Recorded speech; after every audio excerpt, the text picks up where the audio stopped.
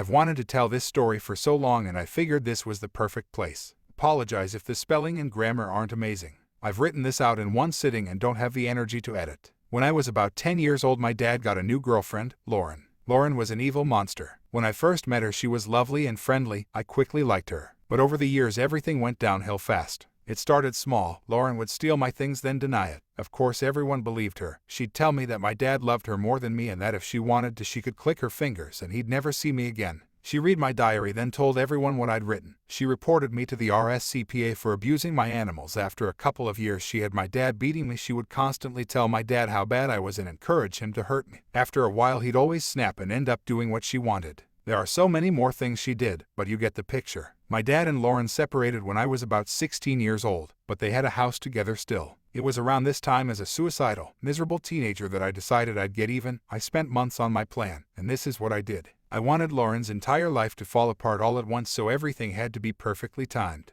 I started by getting her fired and a minor criminal record. Lauren worked at a police warehouse for seized items, but naughty Lauren was stealing from the warehouse, so I made notes on what she stole, and once I had a decent enough list, I anonymously contacted her boss with my list. Lauren was immediately suspended. After a few weeks she was found to be guilty of stealing. She was immediately fired and charged with theft, including theft of a Class C substance. Now Lauren was unemployed and pretty much unemployable. On to stage 2, Lauren, with no income, needed to sell the house as she was now unable to pay her mortgage. My dad also wanted to sell so he could move in with his new girlfriend. So I made the house unsellable. My dad and Lauren were stupid and never locked their back door, so I'd sneak in when I knew they were out and hide disgusting things. Bugs everywhere, old prawns hidden under floorboards. I even stitched some old prawns into the bottom of the curtains. Dead mice everywhere, including under Lauren's pillow. Live mice in the pantry. The house stank and no one could figure out why. Estate agents refused to list it or would only list it for far under the value, and potential buyers would leave quickly after. No one could explain the source of the vile smell. Lauren was approaching bankruptcy, exactly what I wanted. Only one area of her life left to destroy. Lauren had been in a relationship for a year or so with this guy. I can't even remember the poor guy's name.